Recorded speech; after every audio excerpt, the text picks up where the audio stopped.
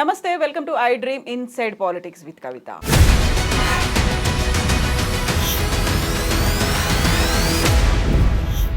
హైడ్రాతో ఎందుకంత హైడ్రామా జరుగుతోంది? కేవలం హైదరాబాద్ చెరువుల మీదే ఫోకస్ పెట్టారా? ఓవరాల్గా తెలంగాణ మీద కూడా ఫోకస్ ఉండబోతోందా? దీంతో పాటుగా కేవలం టార్గెటెడ్గా మాత్రమే కూల్చివేతలు కొనసాగుతున్నాయా? అసలు ఎవరెవరికి ఎగ్జంప్షన్స్ ఉన్నాయి? అనుమతులు ఎవరిస్తారు? ఎందుకని ఇలాంటి అంశాలని పైగాలకు ఇచ్చిన భూములు కానీ ఇనామ్స్ కానీ మక్తాలు కానీ ఇవన్నీ కూడా ఏంటంటే రకరకాల భూములు ఇచ్చినప్పుడు ఊర్లకూర్లు రాసిచ్చేవాడు. ఆ ఊర్లకూర్లు రాసిచ్చినప్పుడు అలా వెనకటి నుంచి ఉన్న చెరువులు ఉండేది, అలా కుంటలు ఉండేది, గుట్టలు ఉండేది. కాబట్టి తెలంగాణది ఒక భిన్నమైన భౌగోళిక స్వరూపంతో పాటుగా భిన్నమైన భూమి చరిత్ర. ఇక్కడ చట్టాలను ఇంప్లిమెంట్ చేయాలంటే ఇప్పుడు ఈ పక్కన ఉన్న కాకతీయ హిల్స్ అయ్యప్ప సొసైటీలో భాగంగా ఉన్నదంతా కూడా ప్రైవేట్ ల్యాండ్. అందులో ఆ చెరువులు ఉన్నాయి. ఇట్లా చాలా దిక్కుల హైదరాబాద్ సిటీలో ప్రైవేట్ భూములలో చెరువులు ఉన్నాయి. ఇవన్నీ కలిపితే 800 పైన ఉండేది. వాళ్ళు కోర్టు బెయిన్లు ఈ భూమి నాది అన్నారు, జడ్జిమెంట్ తెచ్చుకున్నారు, ప్లాట్లు చేసి అమ్మేశారు. ఆ ప్లాట్లలో పర్మిషన్స్ వచ్చినాయి. ఇప్పుడు పర్మిషన్కి అప్లై చేసినప్పుడు వీళ్ళు వచ్చి చూడరు కదా. ఇది సుప్రీంకోర్టు జడ్జిమెంట్ ఇచ్చినాకనే ఇరిగేషన్ ఎన్ఓసీలు ఇవన్నీ అవసరమైనవి. అంతకుముందు ఈ భూమి నాది, సర్వే నంబర్ ఇది, ఇప్పుడు ధరణి ఉన్నట్టు అప్పుడు పాస్బుక్లు ఉండేది, అప్పుడు పట్టా పేపర్స్ ఉండేది, అవి చూసేది అనుమతులు ఇచ్చేది హెచ్ఎండిఏ, కానీ అప్పుడు కూడా ఉండేది. ఇప్పుడు ఏవి తప్పుపడతారు, వేటిని మీరు కూల్చేస్తారు? 1/3 Hyderabad city is in FTL or బౌండరీలో ఉంది, బఫర్ జోన్లో ఉంది. ఇంకొకటి రంగనాథ్ గారు ఎక్కడో అంటుంటే, నా మంచి మిత్రుడు ఎక్కడో అంటుంటే విన్నా నేను, ఆ చెరువు లోపల ఎఫ్టీఎల్లో బఫర్ జోన్లో ఉంటేనే మేము చూసుకుంటాము, మిగతా మాకు సంబంధం లేదన్నట్టు. తప్పది. నాలాస్ ఏవైతే ఉంటాయో, చెరువు నుంచి నీళ్ళని తీసుకుపోయే కాలువలు, చెరువులోకి నీళ్ళని తీసుకొచ్చే కాలువలు, ఇవన్నీ కూడా వాటర్ బాడీస్ కిందనే చేయాలి. ప్రైవేట్ ల్యాండ్స్ అయినా కూడా సుప్రీంకోర్టు జడ్జిమెంట్ ప్రకారం వాటిని డిస్టర్బ్ చేయకూడదు. ఈ పరిధులను నిర్ణయించుకోవడంలో ఇంకా వాళ్ళకి టైం పడుతుందేమో. అది చేయకపోతే మాత్రం దీని సార్థకత ఉండదు హైడ్రాకి. ఈ పరిధి ఏంది అసలు? రెండవది, డెడ్ లైన్ ఎప్పటి నుంచి తీసుకోవాలి? కబ్జాలు 1956 నుంచి ఉన్నాయి. ఏ కబ్జాలను మనం పరిగణలోకి తీసుకోవాలి? తర్వాత మోస్ట్ ఆఫ్ ది కబ్జాలు గవర్నమెంటే చేసింది. రోడ్ల విస్తరణలో భాగంగా స్టామ్ వాటర్ డ్రైన్స్ అన్నింటినీ కూడిపేసింది, డ్రైనేజీలుగా మార్చింది, మూసీ నదిని ఇరుకుగా చేసింది. మరి వేటిని మీరు దీంతో పాటుగా ఇప్పుడు ఉన్నటువంటి జిహెచ్ఎంసీ బిల్డింగ్, బుద్ధ భవన్, ఇవి కూడా అవిగా ఫస్ట్ గొలగొట్టాల్సింది ఏం తెలుసా? ఇమ్లిబన్ బస్ స్టాండ్, తర్వాత అక్కడే కట్టిన మెట్రో స్టేషన్, మూసీ నదిలో కట్టారు కదా. అది అడుగుతారు కదా రేపు క్వశ్చన్ చేస్తారు, రేపు కోర్టు కూడా అడుగుతుంది. నేను కవిత కేసులో ఎట్లా క్వశ్చన్స్ వచ్చిన జడ్జెస్ నుంచి, మీరే కదా అనుమతులు ఇచ్చింది, ఇమ్లిబన్లో ఎట్లా కడతారు? ఇప్పుడు ఉధృతంగా వచ్చే మూసీ నది దాని విశ్వరూపాన్ని మనం చూసాం 1908లో. మరి అంతమంది చనిపోయిన అప్పుడు 15,000 మంది చనిపోయారు. అట్లాంటి వరద రాదని ఏమన్నా గ్యారంటీ ఇవ్వగలుగుతామా? ఇంకా క్లైమేట్ చేంజ్ కూడా, గ్లోబల్ వార్మింగ్ కూడా దానికి తోడవుతుంది కదా. వచ్చినప్పుడు హైదరాబాద్ వణికిపోయింది మొన్న కొంచెం వరద వచ్చినందుకే. 2020 మరి ఇమ్లిబన్ను కూలగొట్టకుండా, రేపు ఆ మెట్రో స్టేషన్ కూలగొట్టకుండా, మూసీని ఆక్రమించిన దేవుళ్ళను కూలగొట్టకుండా, ఎంతమంది దేవుళ్ళు వెలిసిళ్ళు మూసీ ఒడ్డున రాత్రికి రాత్రి? ఒక హిందూ దేవుళ్ళే కాదు, అన్ని మతాల వాళ్ళు, అన్ని ప్రార్థనాలయాలు, మసీదులు, మరి అన్నిటిని కూలగొడతారా? మరి రోడ్ల విస్తరణలో భాగంగా ప్రభుత్వం చేసిన జలవనరుల కబ్జా సంగతి ఏంది? మన కరీంనగర్ కలెక్టర్ ఆఫీసే ఎఫ్టీఎల్లో ఉంది. అవును, మునిగిపోయింది కదా వరదల్లో. అంటే ఇవన్నీ సిరిసిల్ల మన వరద వచ్చినప్పుడు చూసాం. అంటే ఇంకోటి, ఈ ఆక్రమణలకు ఫస్ట్ దోహదపడ్డది ఎవరు అంటే ప్రభుత్వాలు. ఈ మాట బట్టి చూస్తే జీవో 111 రద్దు చేసింది కూడా బీఆర్ఎస్ ప్రభుత్వమే కదా. జీవో 111 అనేది కూడా చెరువు చుట్టూ ఉన్నటువంటి భూములకు సంబంధించిందే కదా. అంటే అది రద్దు చేయడం వేరే నేపథ్యం. ఎట్లా అంటే మలినం అయిపోయినాయి హిమాయత్ సాగర్, గండిపేట వాటర్ అంతా కూడా. ఆ పైన ఫామ్ హౌజులు కానీ, ఇండస్ట్రీస్ కానీ, రకరకాల ఇల్లీగల్గా వచ్చిన కాలనీస్ కానీ, అన్నిటికంటే ఎక్కువ ఈ వ్యవసాయంలో వాడుతున్న పురుగు మందులు, ఎరువులు, వీటన్నిటి వల్ల తాగడానికి పనికి రాకుండా అయిపోయినాయి హిమాయత్ సాగర్ వాటర్ ఇది. ఇక అది ఆ జియో తెచ్చిందే తాగునీటి జలాశయాలను కాపాడుకోవాలని. అదే లేనప్పుడు ఇంకా జియో వల్ల సార్థకత ఏంది? దానివల్ల అటు గ్రోత్ ఆగిపోయింది. ఆ విలేజర్స్ అంతా సఫర్ అవుతున్నారు. వాళ్ళకు పిల్లలు గ్రాండ్ చిల్డ్రన్ అయిన్లు, కానీ వాళ్ళు ఏం కట్టుకోవడానికి పర్మిషన్స్ ఉండవాడా? అంటే ఏ రకంగా చూసినా కూడా 111 జియోలో మార్పులు తీసుకురావాల్సిన అవసరం ఉండే. అందుకే ఒక ప్రయత్నం అయితే బీఆర్ఎస్ ప్రభుత్వం చేసింది. వాళ్ళు ఏమన్నారంటే ఈ జలాశయాల్లోకి కలుషిత నీరు రాకుండా ఆపడానికే మేము ఇది చేస్తున్నాము. దాన్ని ప్యూరిఫై చేసి ఆ వాటర్ను జలాశయాల్లోకి పంపిస్తాము. ఈ జలాశయాలను మేము గోదావరి వాటర్తో నింపి మంచినీటి జలాశయాలుగా మార్చుకుంటాము. మురికి నీరు రాకుండా వాటిని ఎస్టీపీలు పెట్టి ప్యూరిఫై చేసి ఆ ఎస్టీపీ ద్వారా వచ్చిన వాటర్ను కూడా ఫామ్స్కి ఇస్తాం తప్ప ఇలా కల్పం మేము. ఇవన్నీ చెప్పింది. సోమేష్ కుమార్ ఆధ్వర్యంలో కమిటీ కూడా వేశారు. తర్వాత అది ఏం కాలేదు. ఇప్పుడు అది $1 మిలియన్ ప్రశ్న. ఆ జీవో ఉన్నదా, పోయిందా, దానికి ఒక సబ్స్టిట్యూట్ ఏదన్నా వచ్చిందా, రాలేదా, అదంతా అబియన్స్లో ఉండిపోయింది. అదంతా హైకోర్టు ఒక జడ్జిమెంట్లో వట్టినావులపల్లిని డిలీట్ చేసింది. ఎందుకంటే అది వీటి క్యాచ్మెంట్లో లేదు కాబట్టి. అది ఒకటే నిజం. 111 జీవో పరిస్థితి ఏందనేది ఇప్పుడున్న రేవంత్ రెడ్డి సర్కారే దాని మీద క్లారిటీ ఇవ్వాల్సిన అవసరం ఉంది. బట్ ఏది ఏమైనా హైడ్రా అనేది ఉండాలి. అది కేవలం తెలంగాణలో సిటీలకే పరిమితం కాకూడదు, మొత్తం తెలంగాణకు వర్తించేటట్టు ఉండాలి. తర్వాత ఇప్పుడు హైడ్రా చట్టబద్ధత లేదు. ఇప్పుడు ఎవరు హైకోర్టుకు పోయినా కూడా హైడ్రా తప్పు అవుతుంది, స్టే వస్తుంది. ఎందుకంటే హైడ్రాకి ఇంతవరకు చట్టబద్ధత రాలేదు, వాళ్ళు ఎవరు కూలగొట్టడానికి. రెండవది ఏంటంటే ముందు దాన్ని అసెంబ్లీలో ఒక చట్టం తీసుకొచ్చి ఆ చట్టం ద్వారా ఈ పరిధులన్నీ డిసైడ్ చేయాలి. అప్పుడు అపోహలు ఉండవు. రెండవది ఏంటంటే ఈ ఇంప్లిమెంట్ చేసే క్రమంలో పేద ప్రజలను, బస్తీలను కూడా టార్గెట్ చేస్తారా, అమాయకులను కూడా బలి చేస్తారా? ఎగ్జామ్షన్స్ ఏమున్నాయి? విద్యా వైద్యానికి ఎగ్జామ్షన్స్ ఉన్నాయి. అక్కడ హాస్పిటల్స్ కట్టాము, స్కూల్స్ కట్టాము అంటే దేనికి ఎగ్జామ్షన్ ఉండకూడదు. జలవన్ ఇప్పుడు నేను మొత్తం భారతదేశంలో వర్షాధార నదులకు చైర్మన్గా ఉన్నాను. నేను Indian peninsular river basin council chairman. ఏ రాష్ట్రంలో పోయినా నేను మంత్రులతో డయాస్ షేర్ చేసుకుంటున్న వాళ్ళు, ఏ పార్టీ వాళ్ళైనా ఒకటే చెప్తున్నాం, జలాశయాల పరిరక్షణ అనేది భవిష్యత్ తరాల కోసం. ఈ నేచర్ను మనం కాపాడడానికి వచ్చాం తప్ప కలుషితం చేయడానికో నాశనం చేయడానికో రాలేదు. కాబట్టి నదులను నదుల్లాగానే పరిరక్షించాలి అన్నప్పుడు మనము కొన్ని మినహాయింపులు ఎక్కడ ఇవ్వాల్సి ఉంటుందంటే, చట్టం సరిగా లేక, చట్టాన్ని ఇంప్లిమెంట్ చేసే అధికారులు సరిగా లేక, పేద ప్రజలు ఎక్కడైతే బస్తీలు వేసుకొని కట్టుకొని ఉన్నారో వాళ్ళ ఆక్రమించిన జలాశయాలను కూడా మళ్ళీ రివైవ్ చేయాలని మేము చెప్తాం. కానీ హార్ష్గా కాదు, పోయి బుల్డోజర్లు పెట్టి కూలగొట్టి కాదు, ఐడెంటిఫై చేయాలి. ఇది రేవంత్ రెడ్డి గారు కూడా వినాలి. ఎందుకంటే ఓల్డ్ సిటీలో కానీ, హైదరాబాద్ సిటీలో కానీ దాదాపుగా 2000 బస్తీలు ఉన్నాయి. ఈ 2000 బస్తీలలో చాలా వరకు నాలాల మీద కట్టారు, జలాశయాల మీద కట్టారు, ఎఫ్టీఎల్లలో కట్టారు, బఫర్ జోన్లలో కట్టారు. వీళ్ళని ఐడెంటిఫై చేసి వీళ్ళకు ఒక మంచి నివాసయోగ్యమైన బహుళ అంతస్తుల భవనాలను బాంబే పద్ధతిలో కట్టి ఇవ్వాలి వాళ్ళకి. ఉదాహరణ చెప్తాను నేను. ఇప్పుడు బఫర్ జోన్ కొంచెమే ఉంటుంది. ఆ బఫర్ జోన్ కింద ఉన్న ఖాళీ ప్లేస్లలో బస్తీ పడుతుంది. ఆ బస్తీ సపోజ్ అక్కడ ఒక 1000 ఇండ్లు ఉన్నాయి, 1000 గుడిసెలు ఉన్నాయి, లేదా 500 గుడిసెలు ఉన్నాయి, ఒక 3 ఎకరాల స్థలం ఉన్నది. దాన్ని ఏం చేయాలంటే ఒక 20 అంతస్తులో 30 అంతస్తులో బిల్డింగ్స్ అక్కడ ప్లాన్ చేయాలి. రూపాయి ఖర్చు లేకుండా షేరింగ్ బేసిస్లో 50-50 డెవలప్మెంట్కి ఇవ్వాలి. బాంబేలో జరిగింది అదే. స్లమ్స్ అన్నీ కూడా బిల్డింగ్స్ ఎట్లయినాయి ఆడ అంటే అక్కడ జాగాను ఐడెంటిఫై చేసి బిల్డర్స్ని ఇన్వైట్ చేశారు. 50% మీరు అమ్ముకోండి, కట్టి 50% వీళ్ళకి ఇవ్వండి. ఏ ఫ్యామిలీస్ని అయితే ఐడెంటిఫై చేశారో ఆ ఫ్యామిలీస్కి ఆ ఇండ్లు వచ్చేటట్టుగా, వేరే వాళ్ళకి కాదు. ఈ రకంగా అది చేయగలిగితే ఈ నాలాలను మళ్ళీ మనం రివైవ్ చేయగలుగుతాము.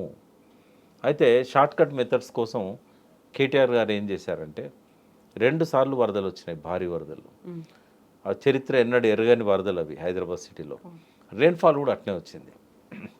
ఎప్పుడైతే అట్లా వచ్చిందో దాదాపు మనకు 1000 మిల్లీమీటర్స్ ఇట్లా ఒక్కరోజు పడ్డ వర్షాలు. 800 ఇట్లా వచ్చినప్పుడు. అప్పుడు ఏమైంది, ఒక వరదల్లోనేమో 65 మందో 70 మందో చనిపోయారు. ఇంకో వరదల్లో కూడా దాదాపు 50 మంది పైన చనిపోయారు. ఆయన ఆలోచించి ఏం చేశాడు, కొంతమంది విషయ పరిజ్ఞానం ఉన్న వాళ్ళని కూర్చోబెట్టుకొని అయిపోయినాయి బిల్డింగ్స్ అన్నీ అయిపోయినాయి. పెద్ద పెద్ద బిల్డింగ్స్ బాచుపల్లి కానీ ఇట్లాంటి కాడ 13 అంతస్తులు 20 అంతస్తుల బిల్డింగ్స్ వచ్చేసినాయి. ఇప్పుడు అవన్నీ కూలగొట్టలేము, ఆల్టర్నేటివ్ ఏమున్నది అని ఏం చేశాడంటే, రోడ్లు ఉంటాయి కదా, రోడ్లను ముందు డిస్మాంటిల్ చేశాడు. చేసి రోడ్ల కింద పెద్ద పెద్ద కాలువలు తవ్వారు, మా పైన స్లాబ్ వేశారు. అంటే ఆ ఫ్లడ్ను రోడ్డు కిందికి వెళ్ళే డైవర్ట్ చేసేటట్టు స్ట్రాటజిక్ నాలా డెవలప్మెంట్ ప్రోగ్రామ్ అని చెప్పి SNDP దానికి ఒక 1000 కోట్లు పెట్టాడు. అట్లా చేయడం వల్ల ఇక ఆ తర్వాత వరదలు ఎప్పుడు కూడా ఎవరు చనిపోలేదు, ఎక్కడ మునిగిపోలేదు. అయితే ఇప్పుడు ఇంత జరిగిన తర్వాత చెరువుల మీద ఇప్పుడైతే ఫోకస్ పెట్టారో లేకుంటే హైడ్రాని మీరు స్వాగతిస్తున్నప్పటికీ గత 10 ఏళ్ల కాలం చూసుకున్నప్పుడు చెరువులకు సంబంధించి కేసీఆర్ సర్కార్ ఏం చేసింది? మీరు చెప్పినటువంటి ఇంప్లిమెంటేషన్స్ కావచ్చు, సలహాలు సూచనలు వాటన్నిటిని అసలు పాటించారా? ఇప్పటిదాకా ఈ పరిస్థితికి ప్రధాన కారణం గత ప్రభుత్వాలు ఇచ్చినటువంటి అనుమతులే అనేది ఇప్పుడున్నటువంటి వాదన కాబట్టి. ఈ పాపంలో అందరు ఉన్నారమ్మా. అయితే ఎక్కువ భాగం కాంగ్రెస్ది. 1956 నుంచి ఎన్టీ రామారావు గారు వచ్చేదాకా పరిపాలన చేసింది వాళ్ళు. ఆ టైంలో జడ్జిమెంట్స్ లేవు కాబట్టి ఇండస్ట్రియల్ ఎస్టేట్స్ల కోసం కూడా చెరువులను మాయం చేశారు, ఆఫీసుల కోసం మాయం చేశారు. ప్రభుత్వాలే మాయం చేస్తున్నప్పుడు ఇక ప్రజలకు కూడా స్వేచ్ఛ దొరికింది. ఎందుకంటే అవన్నీ కూడా ప్రజల భూములు. మా పట్టా ఉంది, మేము దున్నుకుంటాం, మేము బిల్డింగ్ కట్టుకుంటాం, మేము షెడ్ వేసుకుంటాం, మేము ఫంక్షన్ హాల్స్ కట్టుకుంటాం.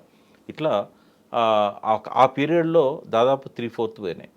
3000 చెరువులు ఉన్నాయనుకుంటే 800 మిగిలినాయి. ఆ తర్వాత ఇది 90 నాటికి. ఆ తర్వాత టీడీపీ సర్కారు, తర్వాత మళ్ళీ కాంగ్రెస్ సర్కారు. ఈ 20-30 ఏళ్ళ పీరియడ్లో ఆ 800 పైన ఉన్నాయి, 250కి వచ్చినాయి. థ్యాంక్స్ చెప్పాలి కేసీఆర్ గారికి. ఎందుకంటే ఫస్ట్ ఆయన ఏం చేశాడు, ముందు వాటిని అంతా సర్వే చేయించాడు, డిజిటలైజ్ చేశాడు, ఫెన్సింగ్ పెట్టించాడు. ఇంకా ఫెన్సింగ్ పెట్టడానికి అవకాశం లేని కాడ సైకిల్ ట్రాక్ పెట్టించారు. అంటే సైకిల్ ట్రాక్ రౌండ్ ఉంటే ఇంకా దాన్ని ఎవడు కబ్జా చేయడు కదా. వాడు చెరువును కబ్జా చేయాలంటే ముందు సైకిల్ ట్రాక్ను కబ్జా చేయాలి. వాకర్స్ వచ్చి గొడవ చేస్తారు. ఇవి చేయడం వల్ల సిటీలో ఇవాళ చెరువులు దక్కినాయి. చాలామంది అంటున్నట్టుగా బీఆర్ఎస్ ప్రభుత్వంలో చాలా చెరువులు మాయమైనాయి అనేదాన్ని నేను వ్యతిరేకిస్తాను. నేను జలవనరుల శాఖ చైర్మన్ ఉన్నప్పుడు కూడా నేను ప్రతిదీ పరిశీలించాను. ఎక్కడ తప్పు చేసింది బీఆర్ఎస్ అనేది నేను చెప్తాను. ఇది మంచి చేసింది, చెరువులో ఫెన్సింగ్ వేయడము అవన్నీ చేయడం అదంతా కూడా చేసింది. అయితే కొంతమంది అధికారులు దశాబ్దాల నుంచి పాతుకపోయిన వాళ్ళు ఉన్నారు. ఈ జిహెచ్ఎంసీల వాటర్ బాడీకి సంబంధించిన దానిలో ఇన్ఛార్జీలుగా, సూపరింటెండింగ్ ఇంజనీర్స్గా, ఈఈలుగా వీళ్ళకి నెక్సెస్ ఉన్నది బిల్డర్స్తోని. ఎక్కడెక్కడైతే బిల్డర్స్ FTLలో కానీ బఫర్ జోన్లలో కానీ పర్మిషన్లు అడిగారో కొన్ని మినహాయింపులతోని వాళ్ళకు అనుమతులు ఇచ్చారు. అది బీఆర్ఎస్ చేసిన తప్పు. అది హైలీ పొలిటికల్ ఇన్ఫ్లుయెన్స్ ఉన్న వాళ్ళ ద్వారా జరిగినాయి అవి. ఉదాహరణ మైనంపల్లి సోదరుడు ఇక్కడ కామన్ చెరువు కింద, మైసమ్మ చెరువు కామన్ చెరువు మధ్యలో ఉన్న ప్లేస్లో ఆయన ల్యాండ్ కొనుక్కున్నాడు. ఆ ల్యాండ్ పట్టా ల్యాండే, కానీ నాలో ఉంది, బఫర్ జోన్ ఉంది అని మళ్ళీ వాసవి వాళ్ళకి అమ్మాడు. వాళ్ళు ఏం చేస్తారు, డాక్యుమెంట్స్ కరెక్ట్ ఉన్నాయి కదా కొనేస్తారు. కానీ తర్వాత ఇరిగేషన్ వాళ్ళు అప్పుడేదో చూచున్నట్టు వదిలేస్తారు. ఇప్పుడు హైడ్రా వచ్చిన తర్వాత వాళ్ళు ప్రెస్ మీట్ పెట్టి చెప్పాల్సి వచ్చింది, మేము ఎక్కడ కూడా ఆక్రమించలేదు, మేము పట్టా కాయిదాలు చూసుకున్నాం. కొన్నావు కానీ నీ కన్స్ట్రక్షన్ ఏరియాలోనే నాలాలు ఉన్నాయి, నీ కన్స్ట్రక్షన్ ఏరియాలోనే బఫర్ జోన్ ఉంది, మరి అప్పుడు ఎందుకు ఇచ్చారు అంటే కేటీఆర్ గారు అప్పుడు మున్సిపల్ అడ్మినిస్ట్రేషన్ అర్బన్ డెవలప్మెంట్ మొత్తం 10 ఏళ్ళు ఆయన చేతిలో ఉంది. ఈయన పార్టీ ఎమ్మెల్యేనే కాదు నగరానికి అధ్యక్షుడు. ఎట్లా కాదంటాడు? ఈ ఒత్తిళ్ళ వల్ల కొన్ని తప్పులు టీఆర్ఎస్ చేసింది. అసలే భాగం లేదని నేను అన్నా. మనం ఏం చేద్దామంటే 2014 కంటే ముందు NRSA నుంచి మ్యాప్స్ తీసుకుందాం. ఈ 2024 NRSA మ్యాప్స్ తీసుకుందాం. చాలా క్లియర్గా ప్రతి చెరువులో టీఆర్ఎస్ చేసిన పాపం ఏందనేది బయటపడుతుంది. ఇది కంపేర్ చేస్తే టీడీపీ కాంగ్రెస్ చేసిన దానిలో 10% కాదు అనేది నేను చెప్పదలుచుకుంది. వీళ్ళేం పవిత్రులని నేను చెప్పను, చాలా జరిగినాయి. కానీ ఎవరైతే ఇన్ఫ్లుయెన్స్డ్ పర్సన్స్ ఉన్నారో వాళ్ళు చేశారు. కాకుంటే ఇప్పుడు ఉన్నటువంటి ఈ పరిస్థితికి అందరూ చేసింది ప్రధాన కారణం అనుకుంటే ఇప్పుడు ఇక్కడ నుంచి ఇలాంటి పరిస్థితి రాకుండా ఉండాలి, కనీసం ఉన్నటువంటి చెరువులనైనా జాగ్రత్తగా కాపాడుకోవాలి, మాయం అయిపోకుండా అవి మరణించకుండా చూడాలి అనుకుంటే ఏం జరగాలంటారు? అంటే ఇది ప్రజల్లో చైతన్యం ఉంటే అవుతుంది. ఒక రేవంత్ రెడ్డి నిజంగానే చేయాలని ఆయన అనుకున్నా కూడా దింపేస్తారు ఆయన్ని. ఉమ్, రంగనాథ్ లాంటి సిన్సియర్ ఆఫీసర్స్ని ముందు పెట్టి చేయాలని ఒక సిన్సియర్ ఎఫర్ట్ ఆయన పెడితే కనుక 3 నెలల కంటే ఎక్కువ ఉంటాడు రేవంత్ రెడ్డి, దించేస్తారు. ఉమ్, ఎందుకు అనంటే శాసనసభ్యులకు సంబంధాలు ఉంటాయి, నేరుగా వాళ్ళకు వాటాలు ఉంటాయి. ఒక్కడు గుర్తుపెట్టుకోండి, ఎక్కడైనా చెరువులో ఆక్రమణ జరిగిందంటే స్థానిక ఎమ్మెల్యేకి తెలియకుండా జరగదు. అక్కడ కట్టే అపార్ట్మెంట్లు కానీ విల్లాస్లలో కానీ వాళ్ళకి షేర్ ఇవ్వకుండా అస్సలే జరగదు. ఎందుకంటే అధికారులు చాలా స్ట్రిక్ట్ ఉంటారు, కానీ పొలిటికల్ లీడర్స్ వాళ్ళను ఓవర్ పవర్ చేస్తారు, మినిస్టర్లతో కూడా అట్లా చేయిస్తారు. ఇంకా అక్కడ సెంట్రలైజ్డ్ పవర్ ఉండేది టీఆర్ఎస్లో. అన్లెస్ కేటీఆర్ కనుక డిసిషన్ తీసుకోకపోతే ఏది జరిగేది కాదు. కానీ ఇక్కడ ఎవరికి వాళ్ళే హీరోలు కదా కాంగ్రెస్లో. స్థానిక కార్పొరేటర్ దగ్గర నుంచి రేవంత్ రెడ్డి దాకా అధికారులు అందరికీ భయపడాల్సిందే. అప్పుడు అట్లా లేకుండే, ఎంత పెద్ద అధికారి అయినా కూడా మీరు కేటీఆర్తో ఫోన్ చేయించాడని చెప్పేవాడు. కానీ ఇప్పుడు అట్లా కాదు, స్థానిక కార్పొరేటర్ కూడా పోయి బెదిరించే పరిస్థితి వచ్చింది. కాబట్టి ఇంకెక్కువ కబ్జాలు అవుతాయి. హైడ్రాన్ కనుక ఆయన జాగ్రత్త చేయాలనుకున్నట్టయితే ఈ నియమాలు కరెక్ట్గా పెట్టుకోవాలి, అఖిలపక్షాన్ని పరిగణలోకి తీసుకొని వాళ్ళందరూ ఒపీనియన్స్ తీసుకోవాలి. తర్వాత సిటిజన్స్ కమిటీలు ఉన్నాయి, తర్వాత వెల్ఫేర్ అసోసియేషన్స్ ఉన్నాయి. పేదలను హరాజ్ చేయకుండా వాళ్ళకి ఆల్టర్నేటివ్ ఏర్పాటు చేయాలి. ఎవరైతే బిల్డింగ్స్ కట్టారో ఓవర్ నైట్లో కూలగొట్టకుండా వాటి మీద ఏమైనా కోర్టు కేసులు ఉన్నాయా, ఇందులో అధికారుల లోపాలు ఏమున్నాయి, పర్మిషన్లు తీసుకొని కట్టారా తీసుకోకుండా కట్టారా, ఇవన్నీ కూడా మ్యాటర్ అవుతాయి. ఒకటి ఏంటంటే పర్మిషన్లు తీసుకోకుండా కట్టిన రంగనాథ్ గారు అంటున్నారు, పర్మిషన్లు తీసుకోకుండా ఆక్రమించి కట్టిన వాటిని మేము కూలగొట్టే అధికారం ఉంది అన్నారు. అది తప్పు. పర్మిషన్లు తీసుకోకపోయినా కూడా ఒక ప్రాపర్టీ అక్కడ వచ్చింది అని అంటే అది కూలగొట్టే రైట్ లేదు, కోర్టు ద్వారా ఆర్డర్ తేవాల్సిందే. అది ఆయన సరి చేసుకోవాల్సిన అవసరం ఉంది. లీగల్గా కోర్టులు స్టే ఇస్తాయి వాటికి. దుర్గం చెరువు మీద ఎప్పుడో కోర్టు జడ్జిమెంట్ ఉంది. దాదాపు 3/4 దుర్గం చెరువునంతా కూడా బిల్డింగ్స్ కట్టేశారు. వాళ్ళను అవన్నీ కూల్చేయమని చెప్పి ఆర్డర్స్ ఉన్నాయి, వాళ్ళని తీసేయాలి అక్కడి నుంచి అని చెప్పి, చెరువును రివైవ్ చేయాలని ఉన్నాయి. బట్ ఏ ప్రభుత్వం అయినా సాహసం చేస్తుందా? చేస్తే ఆ ప్రభుత్వం బట్టగట్టగలుగుతుందా, మనగలుగుతుందా? ఇంకోటి రాబోయే 2 years లోపలనే 2 years కూడా లేవనుకుంటా జిహెచ్ఎంసీ ఎలక్షన్స్. ఇప్పుడు ఏం చేశాడు ఆయన, మున్సిపాలిటీలను కార్పొరేషన్లను అన్నింటిలా తీసుకొచ్చినప్పుడు ఓఆర్ఆర్ కాకుండా ఓఆర్ఆర్కు బయట ఉన్నాయి కూడా మున్సిపల్ ఏరియా కింద ఉన్నాయి. ఇప్పుడు శంషాబాద్ మున్సిపాలిటీ ఉంది, శంషాబాద్ ఓఆర్ఆర్ కవతలు కూడా గ్రామాలు ఉన్నాయి. అట్లాగే మొన్న అమీన్పూర్ ఇవన్నీ ఉన్నాయి. ఎప్పుడైతే ఇవన్నీ కూడా ఒకే గ్రేటర్ హైదరాబాద్ కిందకి వస్తాయో మరి దాదాపుగా 800 చెరువులను రివైవ్ చేయాల్సిన బాధ్యత కూడా ఈ హైడ్రా మీద పడుతుంది. పడప్పుడు ఎట్లా సాధ్యమవుతుంది? మరి రేపు ఎలక్షన్స్ను వదులుకోదలుచుకుంటేనే ఆ పని చేయాలి. జిహెచ్ఎంసీలో ఒకవేళ వదులుకున్నారనుకో రేవంత్ రెడ్డి బాధ్యుడు అని చెప్పి దించేస్తారు. అంటే ముఖ్యమంత్రి ఎంతగానే తెగించవచ్చు, కానీ తన కుర్చీ పోతుందంటే మాత్రం ఆయన తెగించడు. ఎందుకంటే ఆ కుర్చీ కోసం ఏం చేయడానికైనా రేవంత్ రెడ్డి సిద్ధం. కాబట్టి కూల్చివేతలు అవుతాయి, ఈయన ట్రాన్స్ఫర్ అవుతాడు రంగనాథ్ గారు, ఆ తయారు చేసే చట్టంలో బలహీనతలు ఉంటాయి, వీళ్ళే అడ్వైజ్ చేస్తారు, మేము బుల్డోజర్లు తీసుకొని వస్తాం, మీరు కోర్టు పోయి స్టే తీసుకోండి అని చెప్పి ఓ రోజు ముందే చెప్తారు వాళ్ళకి. అంటే చేసినట్టు ఉండాలి, వాళ్ళు స్టే తీసుకొచ్చినట్టు ఉండాలి. కాబట్టి ఇవన్నీ కూడా తూట్లు పొడిచే ప్రయత్నాలు మొదలవుతాయి. కావాలని ప్రభుత్వమే చేస్తుంది. ఎందుకంటే ఒకవేళ కరప్ట్ ఆలోచనతో రేవంత్ రెడ్డి ఉన్నట్టయితే డబ్బులు సంపాదించుకోవడానికి ఇది మంచి అవకాశం. ఒకవేళ నేను సీఎం పొజిషన్లో ఉన్నా, నాకు పిచ్చి డబ్బు అక్కర్లేదని ఆయన అనుకుంటే ఆయన పేరు 10 కాలాల పాటు ఉంటుంది. ఆయన ఆలోచించాలి. ఎందుకంటే ఎంత సీఎం లాంటి స్థాయి వ్యక్తికైనా ఆ కుటుంబానికైనా ఎంత డబ్బు కావాలి? ఆయన 5 ఏళ్ళు ఆయన ఆ హోదాను మెయింటైన్ చేయడానికి అవసరమైన కార్లు కానీ బంగ్లాలు కానీ ఆయన కుటుంబ సభ్యులకు ఒక 3 తరాలకు సరిపోయేది ఇవ్వడానికి కానీ ఒకరోజు సంపాదన సరిపోద్ది ఒక సీఎంకి. మిగిలిన రోజులన్నా పవిత్రంగా ఉండాలి కదా. నేనేమంటున్నా అంటే ఇప్పటివరకు ఆయన అట్లా డబ్బులు తీసుకొని ఆపుతున్నట్టుగా ఇప్పటివరకు అయితే లేదు. ఇట్నే పవిత్రంగా ఉండాలని కోరుకుంటున్నాం. ఇట్లుంటే ఆయన 1 ఇయర్ చీఫ్ మినిస్టర్ ఉన్నా కూడా చరిత్రలో మిగులుతాడు. ఒక గొప్ప అవకాశం రేవంత్ రెడ్డికి వచ్చింది. ఇంతకుముందున్న ముఖ్యమంత్రులు అందరూ చేసిన తప్పులను తను చేయకుండా ఉండడానికి, భేష్ అని అనిపించుకోవడానికి. మిషన్ కాకతీయ ద్వారా ఏదైతే మంచి పేరు తెలంగాణ ప్రభుత్వానికి వచ్చిందో అప్పుడు, హైడ్రా ద్వారా కూడా అటువంటి మంచి పేరు రావాలనుకుంటే ఎటువంటి ఒత్తిళ్లకు, ఎటువంటి కరప్షన్ వాటికి లొంగకుండా, ఎవరిని స్పేర్ చేయకుండా ఆయన దీన్ని హైడ్రాని ఇట్లాగే నడిపించాలి. పదవి పోతుంది, బట్ మళ్ళీ వచ్చే ఎన్నికల్లో 1000 ఏనుగుల బలంతో మళ్ళీ వచ్చే అవకాశం ఉంటుంది. ఎందుకు ప్రజల మనస్సుల్లో నిలిచిపోతాడు. కానీ బస్తీలను టచ్ చేసినప్పుడు వాళ్ళకు ఆల్రెడీ కన్స్ట్రక్షన్ చేసి బిల్డింగ్లలో వాళ్ళకు అకామిడేషన్ ఇచ్చిన తర్వాతనే వాళ్ళని ముట్టుకోవాలి.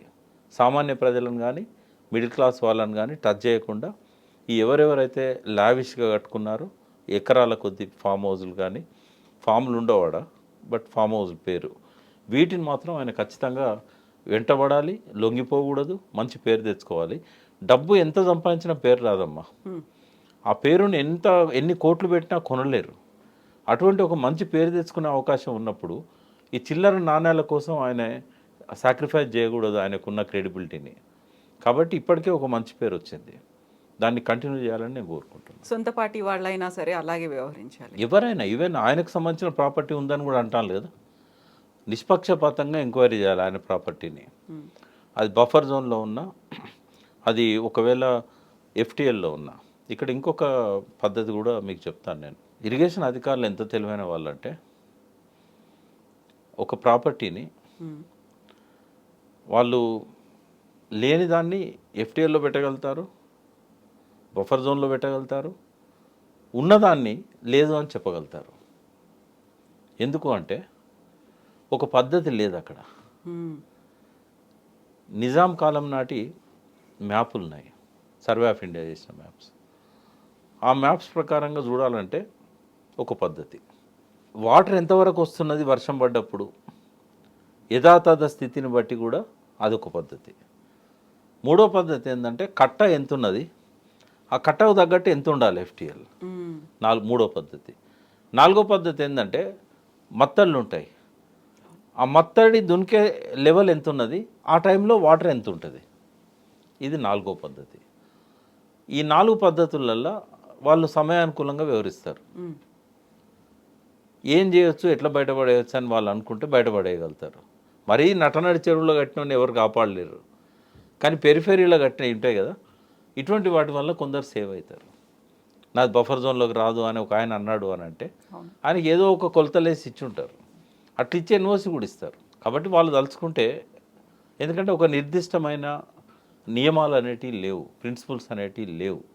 కాబట్టి ఒకవేళ పైనుంచి ఒత్తిడి వచ్చినప్పుడు అధికారులు ఏం చేయలేరు. ఆయన చెప్పినట్టుగా ఏదో ఒక పద్ధతి తీసుకొని ఆయన బయటపడడానికి ప్రయత్నం చేస్తారు. ఎవరి లెక్కలు వాళ్ళకు ఉంటాయమ్మా. ఎందుకంటే ఒకటేమో నాయకుడు చెప్పినప్పుడు వినకపోతే మనల్ని ఎక్కడ బదిలీ చేస్తారో, ఏ ఆదిలాబాద్కి వేస్తారో, పిల్లలకు దూరం అవుతాం, కుటుంబానికి దూరం అవుతాం అనే భయం ఒకటి ఉంటుంది.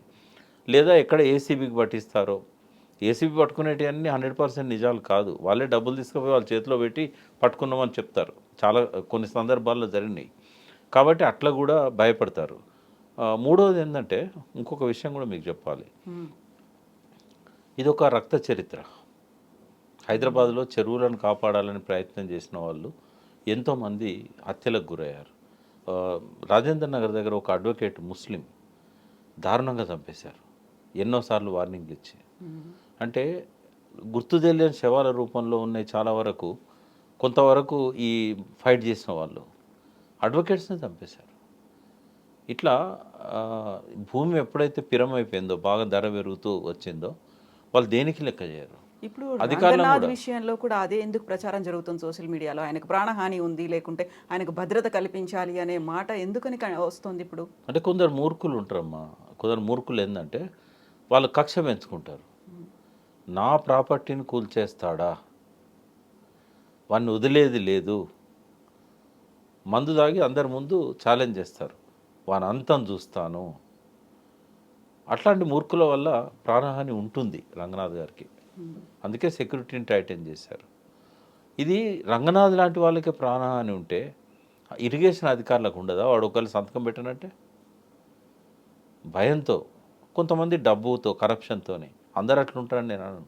చాలామంది సిన్సియర్ అధికారులు ఇరిగేషన్లో ఉన్నారు. ఎంత డబ్బు ఇచ్చినా ప్రలోభాలకు గురి కాకుండా చేసే వాళ్ళు ఉన్నారు. వాళ్ళ చేతుల్లో చెరువులు చాలా కాపాడబడ్డాయి. కొంతమంది వాళ్ళ ఆంధ్ర అధికారులు కూడా ఉన్నారు. చెరువులను కాపాడడానికి చాలా ఆర్నిశలు కృషి చేశారు. ఎన్నోసార్లు బదిలీలు అయినాయి. ఇవన్నీ జరుగుతూ ఉంటాయి. అయితే నాలాలను కూడా పరిరక్షించాల్సిన అవసరం ఉంది. అవన్నీ రివైవ్ చేస్తేనే మాలాంటి వాళ్ళకి సంతోషం. రాజకీయాలు పక్కకు పెట్టి అన్ని పార్టీలు కూడా హైడ్రాక్ సపోర్ట్ చేయాలి.